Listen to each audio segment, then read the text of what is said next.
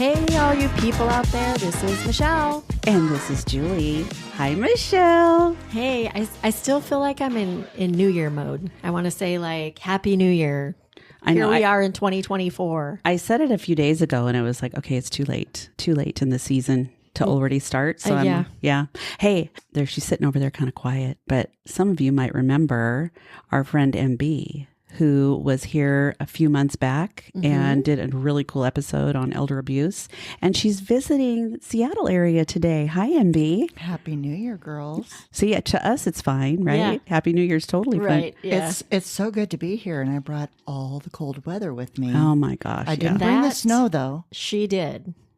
All the snow's at home. Yeah. Her husband's at home blowing off the driveway and doing all this stuff and sending her video. I would say your visit away from home was pretty good timing on your part. It was, but like I said, I brought the teen temperatures with me. I just left the snow at home of the full 10 inches from last night. Yeah. Full 10 inches. Don't always want to leave a full 10 inches at home, do we? Never want to leave that. Well, I got to tell you, Zoe messaged me this morning and she's like, did her flight get delayed? Did it get canceled? And I said, no, it's on time. And she sent me all these crying emojis. Oh, my baby girl. Oh, my gosh, my baby girl is about ready to have a birthday. I know. Can you believe we have 27-year-olds that age? I know. Well, she already does. Well, hey, we thought this was a wonderful opportunity since MB is here and she has some very, very insightful things to share, her opinions, her perspective, and we value that tremendously. But we wanted to get her voice on here and we thought it might be a really good opportunity for us to have our conversation about some of the humanitarian crises that are going on in the world today and, you know, maybe just shed a light on some different perspectives that might be out there. We always have really great conversations when MB is visiting. We just start sitting on the couch and all of a sudden it turns into a million different things. And we're like, oh, that'd be great to talk about on the podcast. So we decided, let's do that. Yeah. Well, just give it a try because there's just so much going into this new year. Yeah. Well, and where I live, you don't see the interstate shut down with protesters. And when I saw that, it just sparked a what is going on here? And then here comes my opinion. Yeah. Well, again, okay, she lives in Boise, Idaho. There's not a whole hell of a lot that goes on in Boise that's similar to Seattle. Oh, it's starting to. Yeah. With all of the transplants coming, it's starting to, but we don't have those kinds of public issues that are protested. We have some small protests here or there, usually around the Capitol, but we don't see it where it shuts down the freeway. It's probably more community conversations that come together in some forum, maybe. No? I think more politically. Okay. Yeah, like the abortion ban, like Roe v. Wade. Oh my gosh, don't get me started Well, on that. Idaho is like insane. Like they're like Texas, you know? Yeah. So, and of course, MB's mind is in a very different place. And so it's just kind of interesting to hear her perspective. And she lives in a very, very conservative area. Yeah. And we live in a pretty progressive area, but I almost say it's like sometimes rather socialist. You said progressive, right? Progressive, yeah. I heard regressive. Oh, no. Like progressive. Progressive, I mean, this side of the mountains is, and then you get to the other side of the mountains, and it's kind of a different story. Well, there's small communities. There's no real metropolitan areas. I mean, even Boise proper, what is it, 400,000? I mean, it's growing. We're seeing more multifamily units being built in mass because we have so many people coming from far more progressive areas or states. The word they like to use there is libtard states. Yeah. So they're fleeing their tax base and all that kind of stuff. And their idea of, and everybody that comes says, I am extremely conservative in my views. Their idea of conservative is far more liberal than people who have been born and raised in our state. Yeah. And a perfect example of that is the open carry law in Boise or in Idaho. So people that have been there, you'd never know that they're carrying. They all know how to shoot. But when you go to the grocery store and you see Mr. California dressed in his holster at the grocery store, it's pretty much But it's open carry, so he can do it. He can do it. But, I mean... No shade to those California people. None Whatsoever. I don't know. We dealt with the same thing in Washington, as you know, several years back. Yep. Yeah, the mass exodus happening from some specific areas to others for various reasons. A lot of it is related to taxes, of course, and just affordability and things like that. But we do have in our state, and we're going to talk a little bit about when we say the humanitarian crises, it's like we're not only seeing these things happen in our United States, we're seeing them all over the world, and you can see them on the news and just some of the horrific things that are happening in other parts of the world. And, you know, you can throw money donations things at it, because really, what else are you going to do? You can't really go over there and help in any way. And I think we're also viewed as Americans as being, you know, much softer to some of these other countries, you know, because the way we approach things is more, I don't know, human. But that's not to say that that's always been that way. I mean, obviously, we know the history of our United States and how it started, and we'll get into a little bit of that with the whole Israel and Palestinian conflict. I think what we really want to try to make sure we're not staying away from, but we're not totally focused on, is the political aspects of some of the things that are happening out there, but really how it's impacting our world. Yeah. And to that point, what I would say is I'm not equipped to handle the political or even speak to the political. And I don't think anybody knows what's going on behind the scenes. Sure. Michelle might. Well, no, that's how this all came up in deciding that we wanted to talk about this. Because even to this point, just even trying to, you know, have a conversation about some of the guns and Roe v. Wade, all those things, it's always political. Yes. It always is political. I've so far into what we've talked about, we're talking conservative and liberal and all of these things. And the whole idea is, what's the humanitarian aspect about some of these, which is what we're going to do our best to kind of bring to light. It's not always left, right, conservative, liberal. What is the humanitarian aspect around some of these, and what can we do to shed light on that so that maybe just be a little more thoughtful, mindful, because these are heated topics that come up in the workplace, in social circles, all of those things. So maybe just being able to step back, pause, and have a little bit more of a heartfelt humanitarian perspective. And not always jump in to the political aspect of these things. Beautifully said. Yeah. My only caveat to that would be that I think it's important to understand what's happening and how, yes, the impact is of a humanitarian nature. And obviously there's other issues, not just humanitarian issues, but other issues involving, you know, our food sources and oil and all this other crap. All of those things do end up being political topics, and everything surrounding the humanitarian issues out there is all directly related. Of course. Yeah. So I'm just saying, it's like, I have done a little bit of research on my own just because I've been very curious about some of the issues, like, for example, in the Middle East that are taking place, because I don't really get it. I mean, I didn't really understand. And I know that there's holy wars, there's all this stuff that's going on and has been going on for centuries. But in particular, if we're kind of reverting to let's talk for a moment about and we're going to say war, we're not going to say conflict because it's a war right now in Israel and Palestine. I started looking back and going, okay, how did this even start?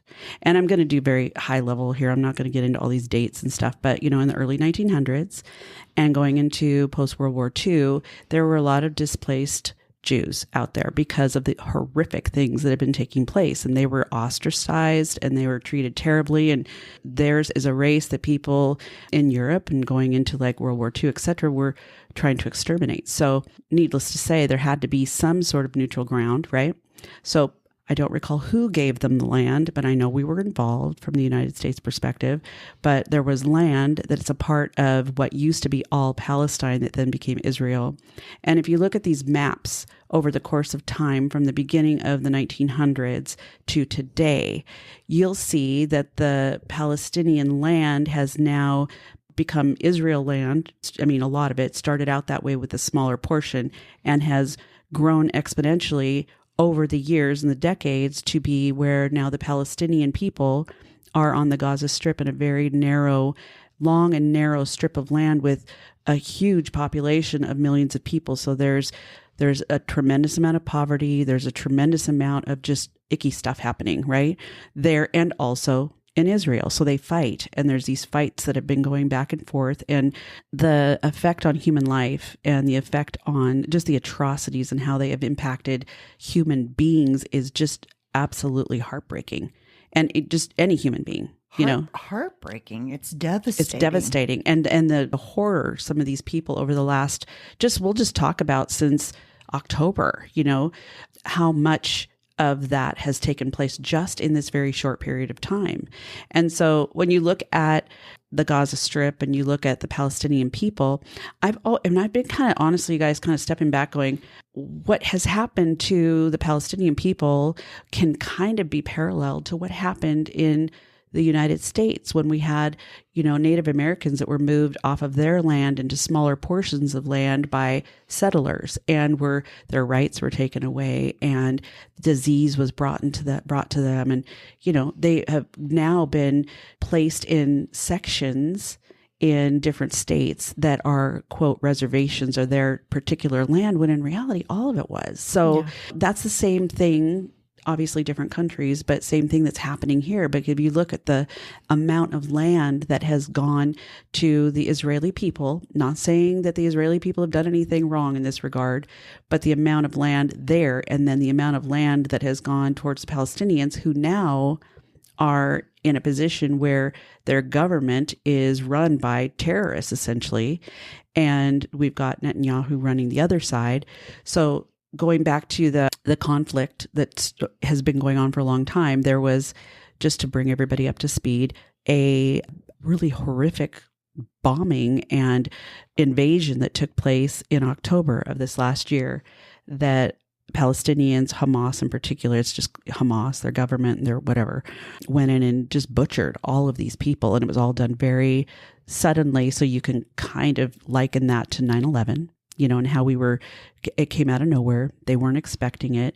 It was awful. What they did to people was terrible. It was just, there's no excuse for anything they did. So now you see Israel responding in kind, and they see red. And it reminds me of after 9/11, our country saw red. And it was like all of the emotion that had gone into the decisions that were being made about how we were going to retaliate against this invisible enemy, because nobody knew exactly where this enemy was. Not on a radar. Yeah. And so now we've got Israel doing the same thing because they're trying to eliminate Hamas. And all of these people have been caught in the crossfire. And grandmas and babies and, all of these things, like Israel turning off the water, turning off the power, turning all these things off, which the hospitals. But I kind of understand. I understand the logic to some degree, taking all of the human stuff out of it. They're trying to eliminate resources for Hamas. But the reality is Hamas has this extensive underground system and all of these things. There's no way they're going to be able to eliminate them. So they just are going to basically carpet bomb everything. And so that's one of the things that we were kind of referring to before. And so now let's kind of go to a different part of the world and talk about what's happening with Ukraine. And just dialing back for a second, it's like Russia used to have all of these other states that were a part of their regime, their government, and those broke off years ago and became their own. Some of them went into the United Nations.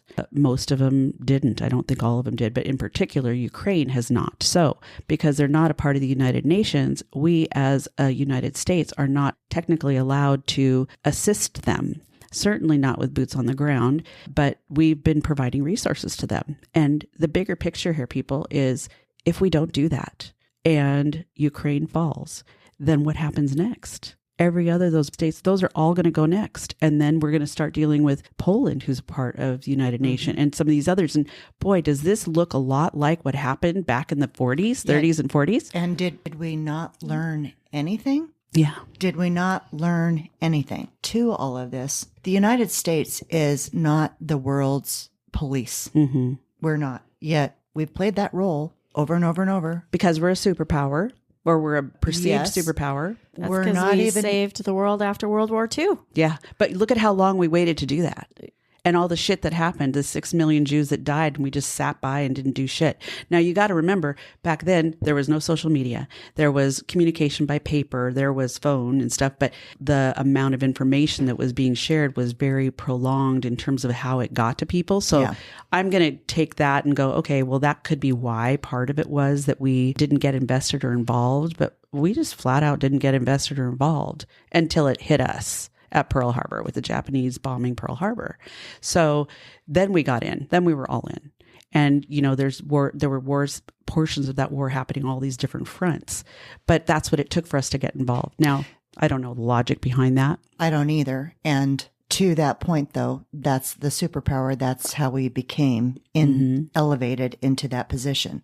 So we are not the world's police, yet we act in that role. Look at 9/11. Vietnam. In North Korea currently. We're patrolling over there. We're patrolling off of Saudi Arabian Peninsula. We're all this stuff. At the same time, now let's talk about being back at home. We're not taking care of our own people. Exactly. How many in this cold? Tell me how many people are out in this cold that don't have homes, that are living in a tent. And you're seeing tent camps pop up all over the place because of the immigration Issues, crisis. And I put a crisis around Air that quotes. with air quotes. I understand that those southern borders feel it tremendously and don't want that responsibility. And we have sanctuary cities in 23 states, I believe, 23. that are accepting federal money for these immigrants that are coming. Where are the plans for what they were doing with that money to be ready for this influx? Or And you have to ask yourself, though, is it enough money? I mean, when you look at the influx To her of people, point, where's the plan? yeah, Like, and what does that look like? And are we... at home, that is a huge conversation. Yet there are a lot of people who depend on those immigrants for their labor. That's in correct. my state. Right. So, This state but too. I hear people complaining about what they're doing here, how we're going to take care of them, that they're a drag on all of our services. This country was founded on all the people that came from everywhere. Yeah. That is a part of our DNA. Identity. Yeah. all of us. Yeah. So when we had Ellis Island, let's say, when people were coming through Ellis Island, it was the same kind of thing, but they were coming through more structured, more, I would say, organized. Where did your family come from? My dad's Irish and Swedish, so they came over, and my mom, she came over on a visa from, where was a visa? She was sponsored to come over here and live from South America. What about you, MB? Germany, Switzerland, Ireland. Yeah. Sweden for Sweet. me. Yeah. Yeah. I mean, we're all from different, I mean, there's nobody that's American that doesn't have something from a bloodline somewhere Yeah, else. Yeah. There are. Yeah. They're on reservations. Oh, yeah. Well, yeah. Good point. And yeah. then we go back to that point. I know as you were saying that, hence so much controversy now around the Thanksgiving holiday. That's just, what We you talked said. about that. Yeah. All of that surrounds that. And you were talking about a government run by a terrorist, and I immediately thought of ours. Just had to say that. No, not terrorist, but you know what Well, I I mean. know, but we may have a terrorist coming back into office, and I'm terrorist-fied. Terrorist-fied. Yeah. But to your point, we're supposedly a first world country. Yeah. We have a lot of the same problems, with the exception of currently not a dictator. Maybe. Maybe No, he's not a coming. dictator. Maybe He's a little clueless, but he's not a maybe dictator. one coming. Yeah. I don't know. But, I put myself in these people's shoes. If I had a baby and I was living where I couldn't get food or shelter, what would I do? I'd be doing what they're doing. Me too. I don't think anybody. And when we start doing the us and them is when you start disassociating from they are human beings. Right. And I get really upset when I see people taking one side or the other. The U.S. is aligned with Israel and has been for Years, decades, yeah. Decades. That goes back Nixon, Kissinger, I'm trying to remember. Sadat, before World War II. Well, I just remember in my lifetime. Honey, it's been that whole area, the Holy Wars, that's been centuries old, more than... I'm just saying like what we know. Yeah, what we know today. Yeah. I get really frustrated. So the highlight that I saw while I was here with the demonstrations on I-5 here was... 5 hours. KKK, Seattle police. I can't remember what it Seattle said. police, KKK, and Israel are all one and the same. Yeah, that's what was being chanted. That message is so ill-informed. Yeah. And not to take one side or the other, because I have Jewish friends.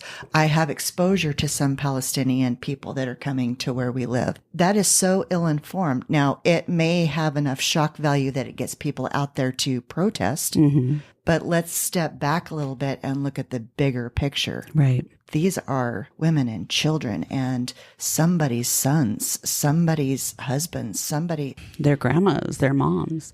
Yeah, I think so. What do you? So but see, what that's do you the whole do? thing, and why aren't we looking at it like that? Well, because it's being looked at from a political perspective, Well, not from a business. humanitarian. It's like humanitarian efforts are kind of like second in line. Even like allowing humanitarian supplies into the Gaza Strip. Yeah. I mean, Hamas wasn't allowing any of that stuff, and they don't really give a shit about their people. They don't give a shit about beating Israel. They raise them to be soldiers. Yeah.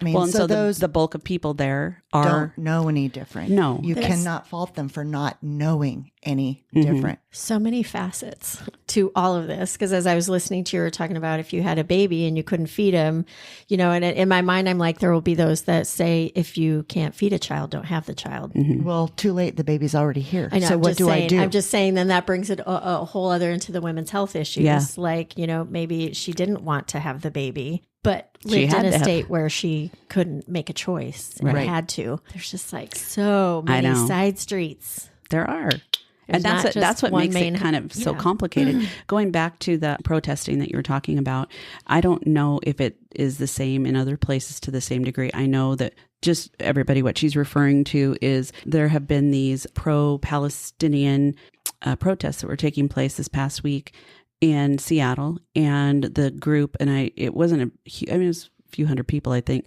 shut down the freeway, the one major freeway, I-5, for 5 hours.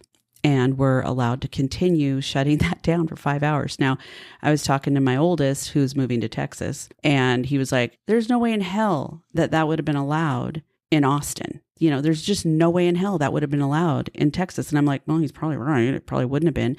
But if the Seattle police here, who happen to be defunded and down like 500-600 people, were to do what they would do in Texas here, oh my gosh, can you imagine? It would be all over the national news if they tear gassed them or, arrested them and made them get off the freeway or whatever.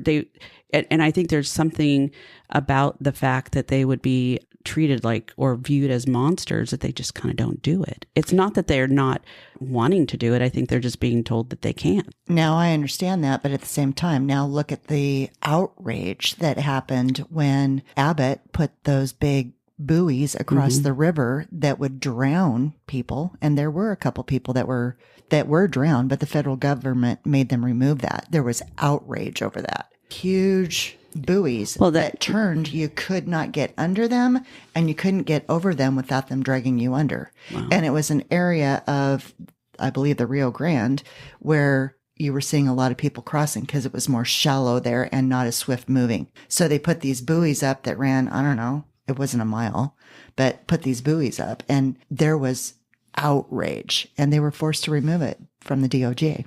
Yeah, good.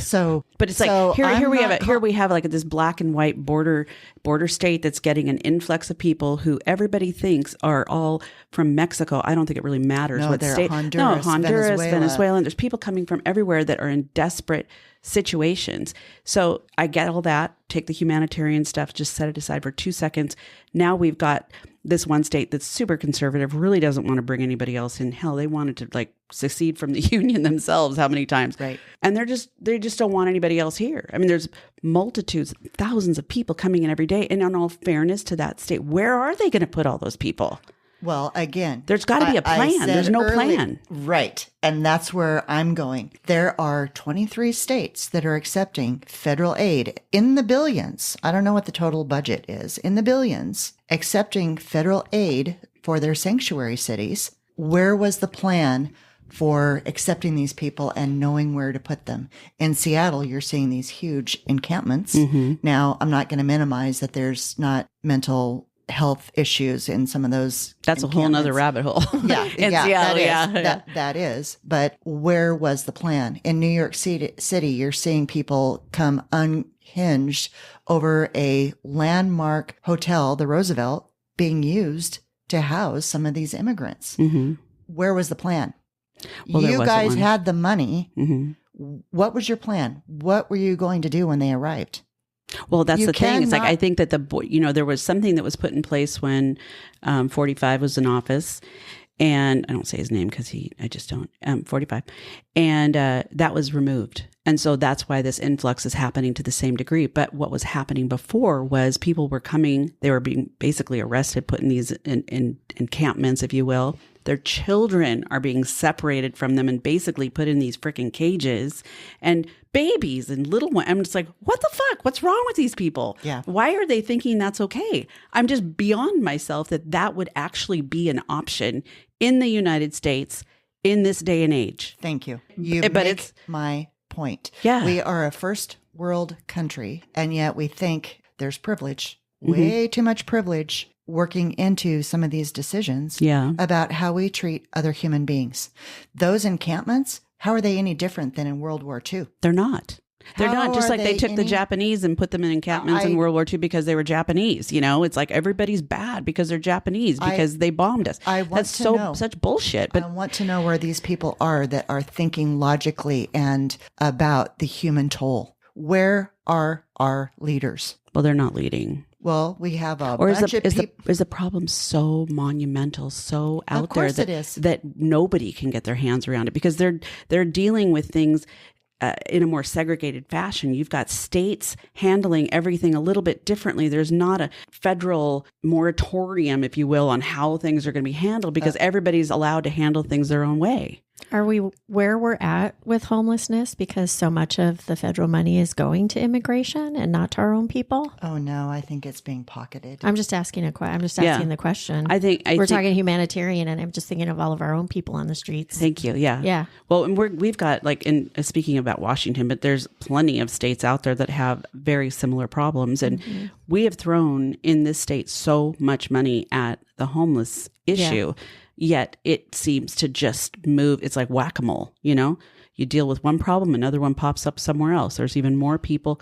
We've gotten this reputation in Seattle I know people have told me it's called Freeattle because you can come here and the climate is pretty reasonable. You can get resources. Nobody moves you around, you know, blah, blah, blah, blah, blah. And Freeattle. Yeah. In case people didn't hear it right. Yeah. Freeattle. Yeah. Because there's resources and stuff available here.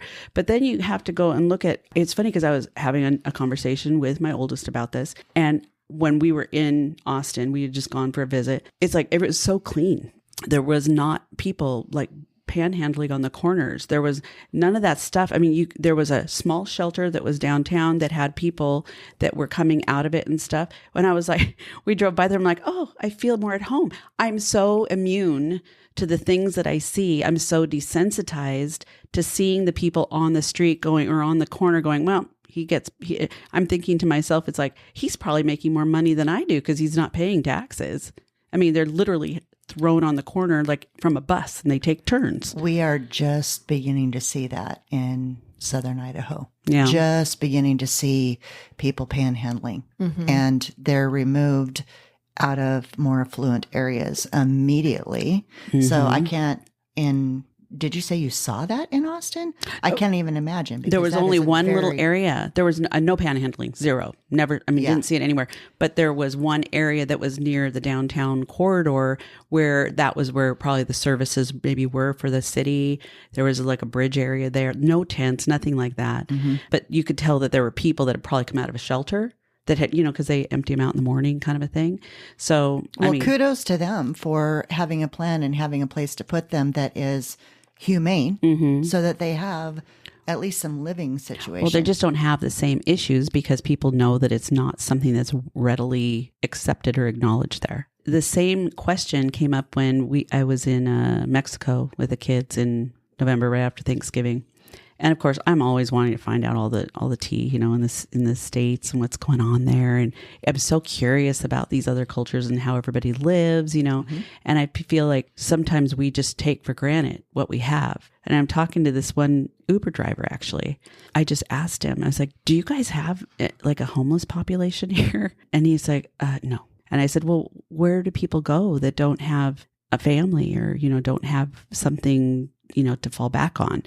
And he said, you see the people selling chiclets or they're selling bracelets or whatever, they're hustling out there to make money to support their families. Or multi-generational is also very normal, which again, you don't really see that in the United States. Right. I mean, you see that with other cultures for sure. So that's why, you know, you've got elderly that are with their extended families, and you don't really see retirement homes and facilities like that probably in other countries like you do here. They're everywhere here because it's like Americans just look at things differently, you know. Well, I've said before, if someone's hustling to try to make their money on the corner, they're not just holding a sign, but they're playing their guitar or they're doing something. I have no problem. Yeah. Throwing a couple bucks at that, you know, good for them for at least trying Making to an effort. entertain or they're not just doing nothing. They're actually trying to, you know, get a return. Yeah. So, well, and I know that the job market is a little bit tenuous right now. I mean, our unemployment rate in the country has gone down, actually. Way low. Yeah, it's gone significantly lower than it used to be. But I asked myself that same question, MB, if I was in a situation where, say, I ended up in another state and I was by myself and I had my kid, you know, 2 kids or whatever with me, what would I do? And I think, maybe it comes from being more educated or having some exposure to some of these things, but there's always resources. There's always help. There's always kind people everywhere. You just have to know where to find them. Or look for them. So, or have advocates that can help you do so. I think to your point, it's knowing there's a lot of resources out there for different things. And I know this from personal experience that I won't get into detail of, but sometimes the person just doesn't know what is available or what options they have to be able to overcome addiction, homelessness, to be able to get the resources that are there for them. Because there are a lot of resources, but it's just a lot of times having the wherewithal to be able to access some of those things. And the pride, it's like setting your pride aside and being able to say, I need help. And you'll see a lot of people won't do that.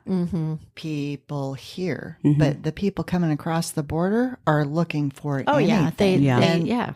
They're willing to do whatever. I had a family stay in the cottage this last year, remember? And they came from a very war-torn area I think they were from Iraq or somewhere. Anyway, but they fled. And they were put in here into the cottage with 3 little kids, pretty much just had what they had on their back in these plastic bags or whatever, you know, their stuff. And there was a company or a nonprofit that helped them find the housing, that had someone that spoke their language, that was able to coordinate things for them. And that resource would have been pretty amazing to have, you know, but whoever connected them in the first place, bless their heart, because these people were the kindest, sweetest people, so appreciative of everything that they had. And, you know, I didn't speak the same language as them. We had to translate on an app a little bit, but it's like, you know, it was obvious to me. It's like, this is a sweet, good family. Thank God they got out of there. Right. I just spoke to somebody last week, actually. And by the way, in Dallas, and he somehow found a group. I don't know how he came across it, where they could help people from Ukraine. Oh, yeah. He flew a woman. How he met her was through this organization. He flew a woman and her 2 children out of Ukraine, living in his home. He is now learning to speak the language. Oh, wow. She has gotten a job. He's taught her how to drive and given her one of his vehicles. How kind is that? Yeah, that's more the exception, I would think, not the rule, right? I mean, exactly. But, you know, we're supposedly educated. Education is a tool, a vehicle for us to learn new things. It's not just a vehicle for making more money. Why are we not applying our efforts towards helping other people and providing that vehicle when they're here? Why are we not? It costs money, I know that, but we're accepting money from the government to do the right thing. We are not doing the right thing. Our government, we are so far over our... What's our deficit now? Yeah, I don't know. Trillion, 38 trillion. To infinity and Beyond, yeah. Which makes me laugh because if you think about it, you guys, it's like, okay, here's like a rhetorical question because we all know the answer. It's like, why would we as a government just keep spending money we don't have? They just keep upping the debt limit, right? We just keep upping it. Okay, yeah, we just came out of a recession, or we just came out of the pandemic, unprecedented. Nobody knew what was going to happen. That's created a lot of the problems too. I get it. But if you even go back to like a housing crash that happened, in the 2008, we bailed people out. We did all kinds of stuff like that with this money. Just keep printing more money. And to find out, yeah, a lot of that stuff was just pocketed. It was not used the way it was supposed to be. As consumers, as just regular old Americans, right? We have the responsibility to live within our means. And so we may have credit cards. What's happening there is the same thing that we don't want to do as people. Like, okay, let's just load up all our credit cards to be able to spend what money we don't have, spend outside of our boundaries and outside of what our wages are and things like that, because we've got the credit cards. I mean, we can just do that. I mean, if people had that logical sense or that illogical sense all the time, can you imagine? Because that's exactly what's happening. Right. And what are the consequences of spending beyond your means? They come and take your car, or they turn off your credit card, or they take your house. Yeah. Yeah. That begs the question, what happens when we can't repay our debt? Right. And here we are as a country. Other countries that are on the list. Yeah. Right? Yeah. Jeffrey Epstein's list? The list. That's a whole nother. Okay, that's another podcast. Yeah, that's a totally other episode. I just heard the list and I immediately thought of that. So anyways, the list. Sorry. Where's your mind, girl? Going back to that thought, it's like, we're not very responsible. So we're going through inflationary issues, which are affecting of course, in my world, the housing market. They're affecting the bond market. They're affecting everything. And it's because we've overspent.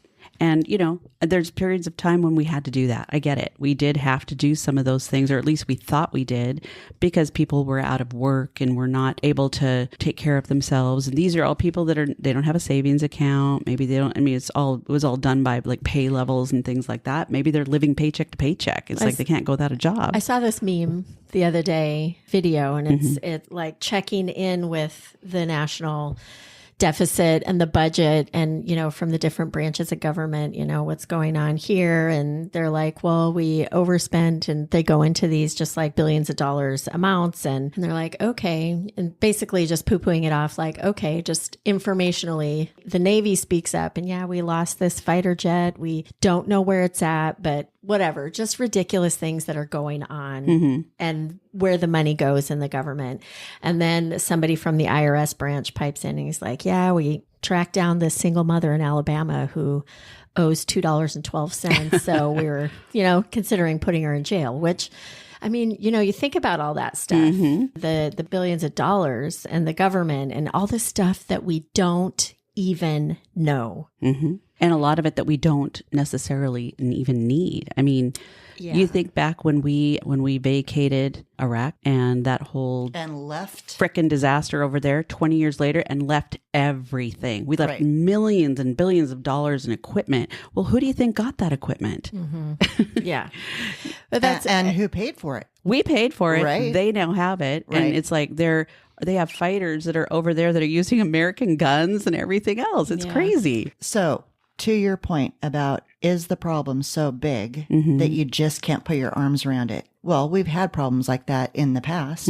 What did we do after World War II? All of our guys were off fighting. Women were in setting rivet. I mean, you bite off chunks of the elephant and you do one thing at a time. And it takes a plan and it takes leadership with a backbone. And even outside of every new administration, it's got to continue and be consistent. Look at what Eisenhower did. He set something in motion that the next presidents kept going. Right. That's how we got our freeway systems. It's how we got, think about that. I know. I mean, when we've you think had about leadership, big problems. We don't have the same leadership anymore. we also have a completely different set of problems. But then I also go back to, let's talk about Michelle wanting to wear her pearl necklace and live in the 1950s for a second.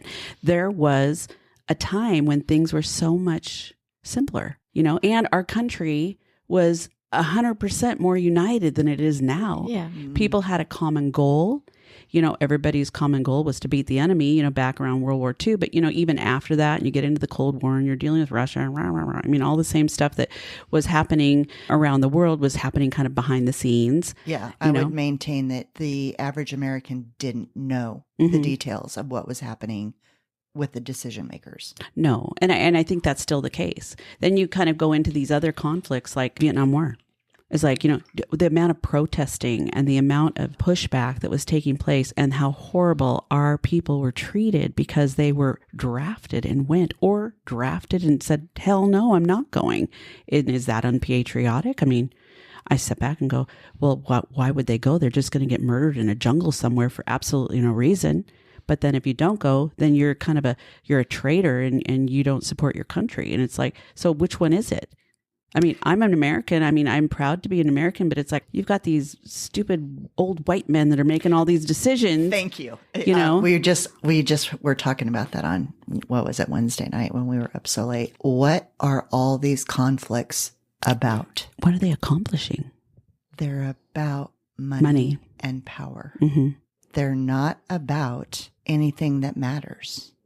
Can you imagine, you guys, if women ran all of these governments, how much different it would be? Well, except North Korea, she's awful. But she doesn't count. She's fucking, whatever. She's a terrorist herself. But yeah. But no, I'm just saying in general, can you imagine? Because it's like you take all of the ego and you take those kinds of things off the table and you start looking at things more strategically. But goes back to the whole thing about, would people in these particular countries or in whatever listen to her because she's a woman?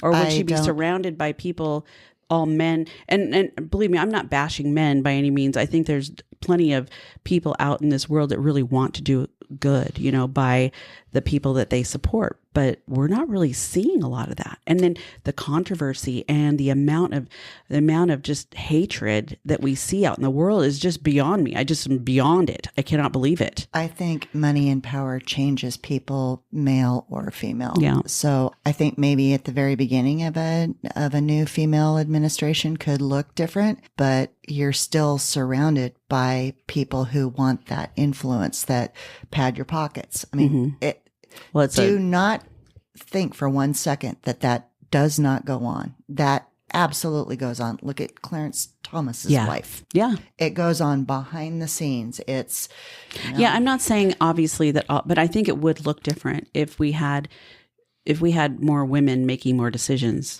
Yeah, I look at AOC. Yeah. I love that woman. I love her fight. I love her spunk. But is she getting traction?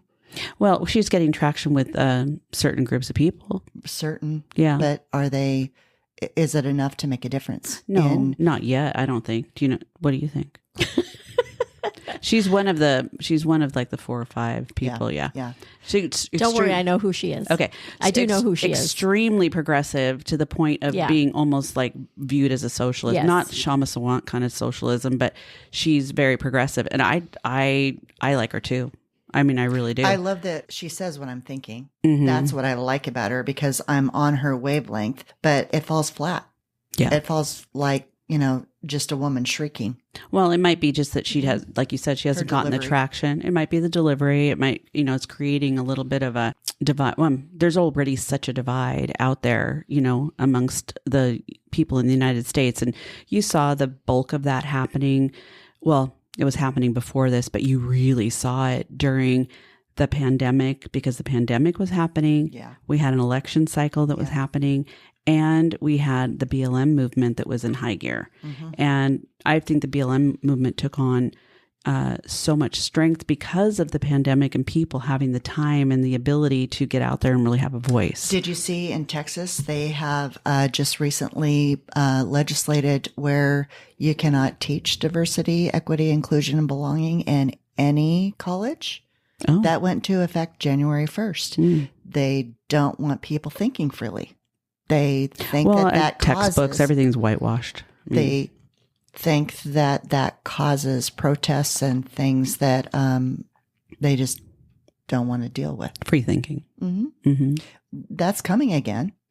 Now that people are back to semi-normal, we're going to revert again. We don't want to do the work to make the change, which is why we were talking about this whole thing in the beginning. And we've gone almost all the way around the world full circle. now. Yeah. Almost all the way around the world, including ourselves. We've talked about all these things that we have opinions on. The problem is, what is the solution to that? I mean, I know what I can do in my own way. Well, I think that's don't where it think has to throwing- be. That's where it has to start. I don't think throwing money is the answer. AOC's doing it in the way that she thinks that she needs to. We all live our lives every day the way that we think we need to. And I think it's just more about being more thoughtful on what that looks like, bigger picture. And it's not all about us. Well, that's what I mean. But it's the only life we live is our own. And so how we think, how we act, how we project the things that we do for other people that, maybe gets noticed by somebody else. And, oh, that's a really good idea. I want to do that. Like, I've been feeding the homeless now because somebody else was doing it. And I'm like, that's really cool. Send me the details. I want to do that too. Hence, it's one more person. Maybe it'll be another person. It's like we can only do what we can do in our own lives because we can't control any of the other stuff. Right. So, But can we influence it? That's what I just Absolutely said. we Okay, can. well, That's what I just said. It's an beyond, influence. it's like our little things that we are doing do end up adding positiveness to the bigger picture, but isn't enough. I mean, I'm not saying go out and be, some kind of activist. And those are the people that do, like AOC. There's going to be those because that's her way of advocating for change or whatever it is she's going to be, but not everybody's going to be able to do that. That's her job. But, be able to or want to or like to or whatever it is. That's why I say it starts within yourself. And that's all you can do is what you are capable of doing. Do you feel like where we live and like all this stuff, because we talk about stuff all the time and Michelle looks at me like, oh, here she goes again, because I have opinions about the political stuff. I mean, all of the things. And I pay attention. I'm watching what's going on. And sometimes I just get all up in a flutter about things, and it's like there's no outlet, So why not? Well, she's my outlet. I'm chatting about it with her. So if you're upset with a political thing, why aren't you reaching out to your rep? Well, that's a great question. I suppose I could. I feel like the efforts, and maybe this is the wrong way to look at it, but it's kind of what I've thought. The efforts that you make seem like they're futile because the politics plays into such a big realm. I think voting, when you really think about voting, I know people are not going to necessarily love hearing this, but voting at your local level is more critical really than a national election.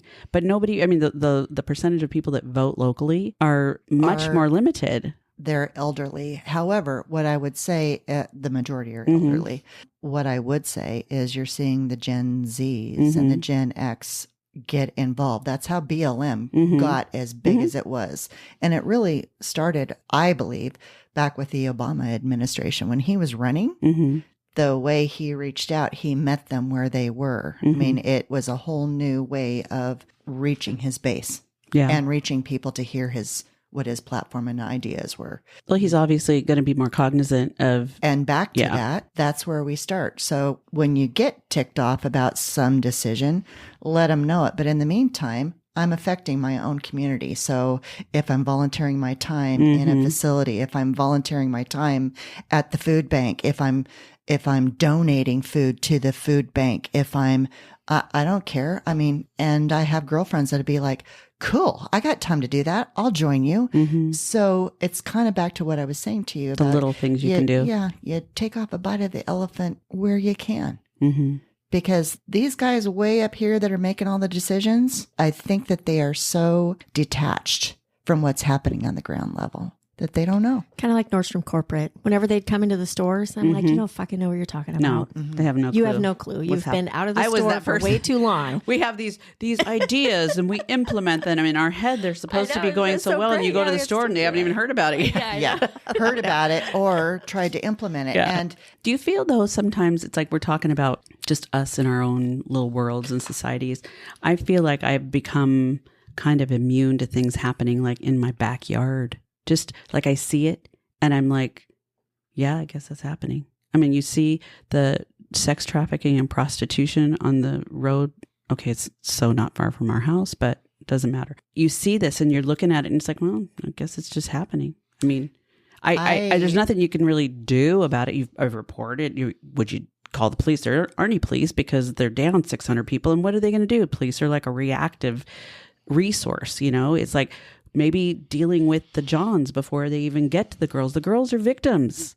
And anyway, my point being is like you see all these things that are happening around us and it becomes like, well, I guess that's just kind of the way it is. That's the part I hate. Yeah. I hate when people say, you know what, these are different times. This is how people do it now. And it's kind of like, no, we've absolutely lost the context of what we're doing here and why we're here and what we want to leave behind. Mm-hmm.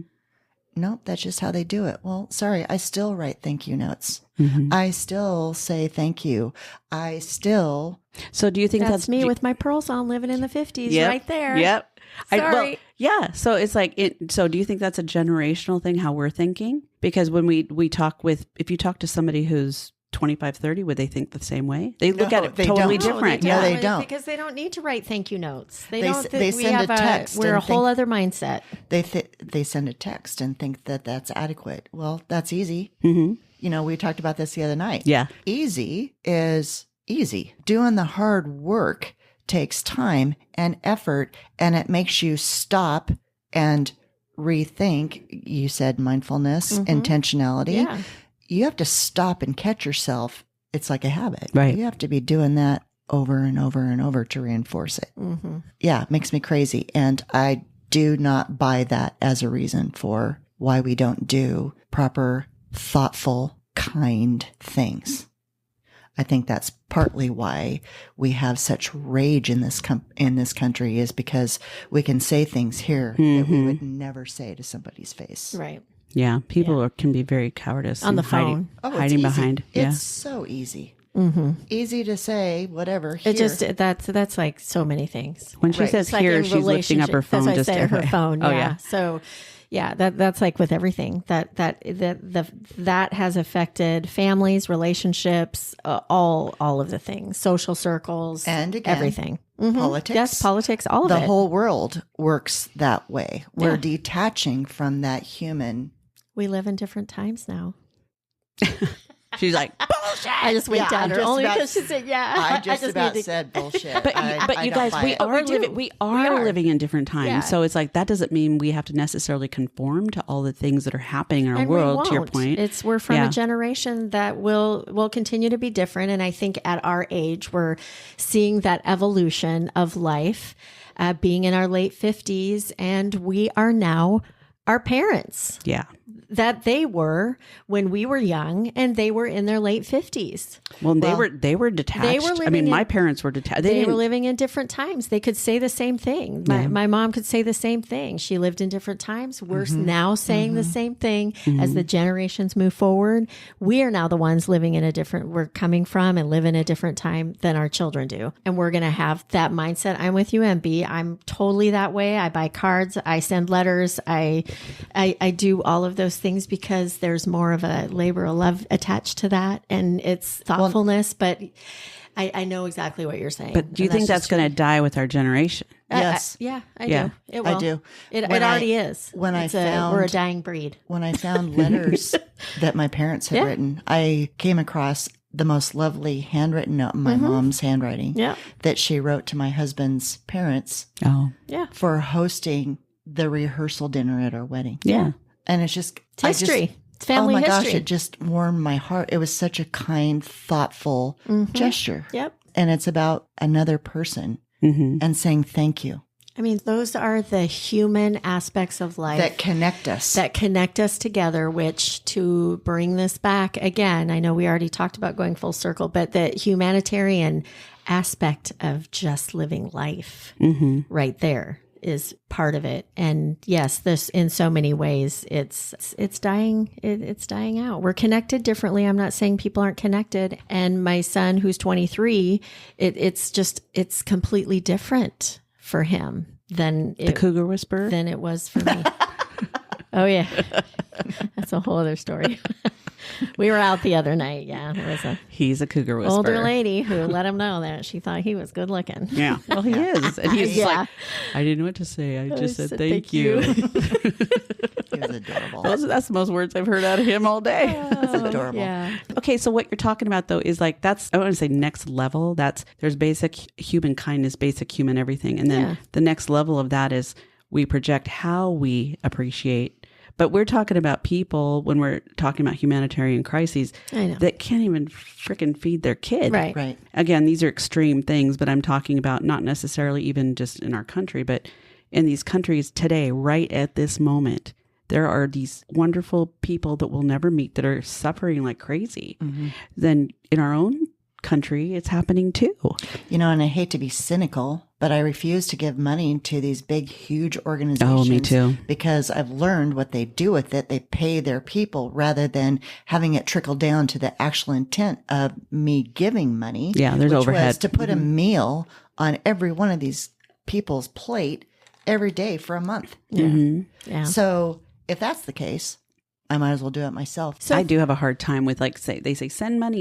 You don't know where anything goes or how people are helping, but it doesn't make any sense to send clothing or send, until you know what the needs are. Yeah. And, I can do that too. I've got more than enough. I'm happy to share. We are privileged. We are. I think it's fair to say that obviously our intent was not to solve the world problems in this hour-long episode. Michelle, you have very low expectations. Because we didn't and we have not. It's been fun to talk about and share all of these perspectives and different things and shed light on others. And I think as a final thought, we each can say what we got out of this and what maybe we'll do going forward to, in our own way, contribute. I think I already said it. Mine would be, as far as a final thought, for me, it's just doing what I can, my own self and the way I live my life and how I'm going to impact others and what that looks like. That would be me. What about you, MB? As a final thought, God bless those people in Palestine or the Gaza Strip area. I know that we are aligned with Israelis from a government political perspective, but I think about all the families that are hurting, have lost people. My heart just goes out to them. Same thing with Ukrainian and even the Russian troops that just... Well, they're being forced, a lot of them, and then the same thing with our migrant people that are coming up. I don't have any control over the people making those decisions. I disagree fundamentally with what's happening in the bigger areas over there with the wars going on. I also disagree fundamentally with how we're handling our migrants. I can only do what I can do locally. Yeah. And I choose, right now I've got time. I choose to give my time, my effort to reach somebody, and maybe I can have a voice in it eventually there, because I'm already working legislatively on elder abuse. Yeah. Maybe I can have a voice. I just think we're going to definitely need to start. I don't know. I think a lot of it all translates and ties into our political climate, whether we like it or not. And I feel that people who are in positions of authority throughout the country are going to do not necessarily what works best for people, but what works best for them or their party. And so that's where I struggle with a lot of it, because I know, like you're saying, these folks that are fleeing their own countries, coming over from El Salvador, from Mexico, from wherever they're coming from, they're people, they have kids, they're just trying to keep their heads above water and go to a place where they feel safe. Right. And I mean, unfortunately, they're coming here and they don't always have that benefit of feeling safe, because they probably are perceived as not being wanted in a lot of places.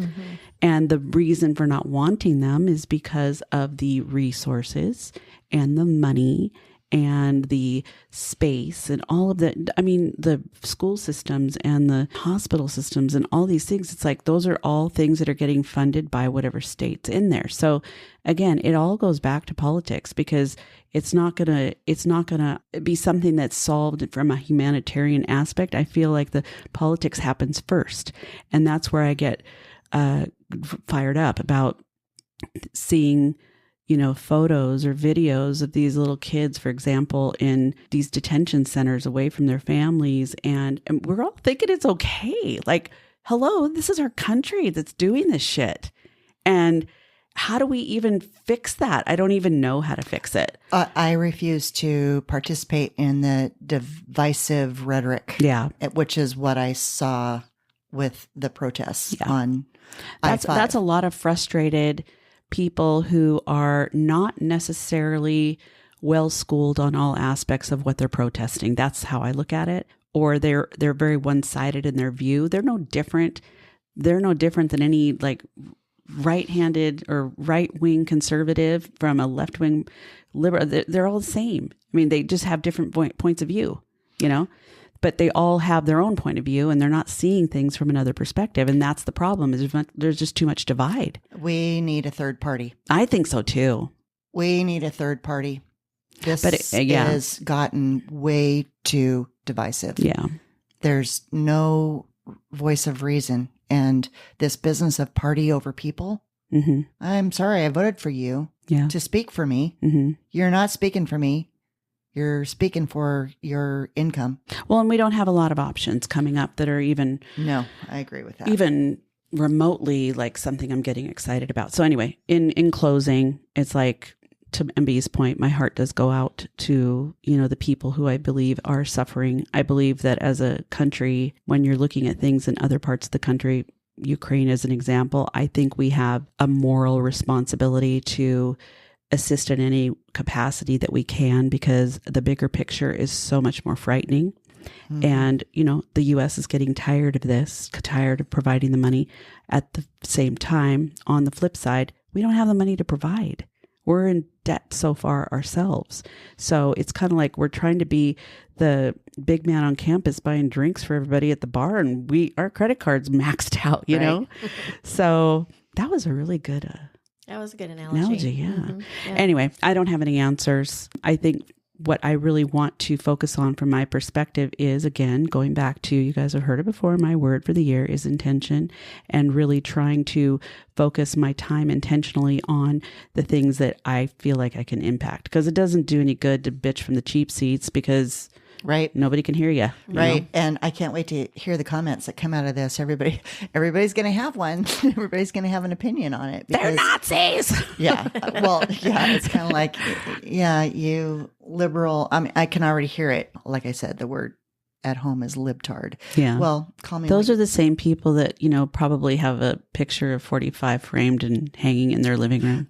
So whatever. Most of the time. Yeah, that is the case. Yeah. But, and to your point, when you're talking about these people, the meme you were referring to, and we have so many trillion. Think about how overwhelming that would be as a representative from some state. How do you have an impact on dialing that back? Right. Yeah. That's another thing. And then you dial it back. What do you think is affected? It's social services that go first. Well, and which is stupid. But that's the reality. It's like they don't take away the other stuff. They're bulking up the military because, we might be having some nuclear bombs dropped on us at some point. I'm just going to do what I can do with my own self to influence those people around me. Michelle's going to wear a face mask and she's going to meditate every day. That's how she's going to help. I do that too anyway as well. Yeah. I mean, that's just for my own blood pressure. Meditating. But in the meantime, my gosh, yes. And then in the meantime, whatever I can do with the little communities that are popping up from other places here that just need I only support. said that because we can go on and on about this probably for the rest of the day, which would make MB miss her flight. Yeah. In which Zoe might be happy about that. But But I don't think my hubby would be. I don't know. He might be. All right. Well, I think we've said our piece. Yeah. This was a good one, I think. If there's any information that you, our listeners, want to please share with us, easiest way, if you're questioning anything we said, because we're not historians, we're not politicians, we're just, three ladies having a conversation. So that pay taxes. Whether everything was on or off, we would love to know. If you download the episode, you can very easily find the part that you're thinking of. So please do that. Share information with us. We'd love to hear from you. You can find us on all the socials. And you don't have to agree with us. That's the best part. Yeah, that's the best part. So and until then, can't wait to chat again next week. Peace out, people. Happy New Year. All right, bye. All right. Bye-bye.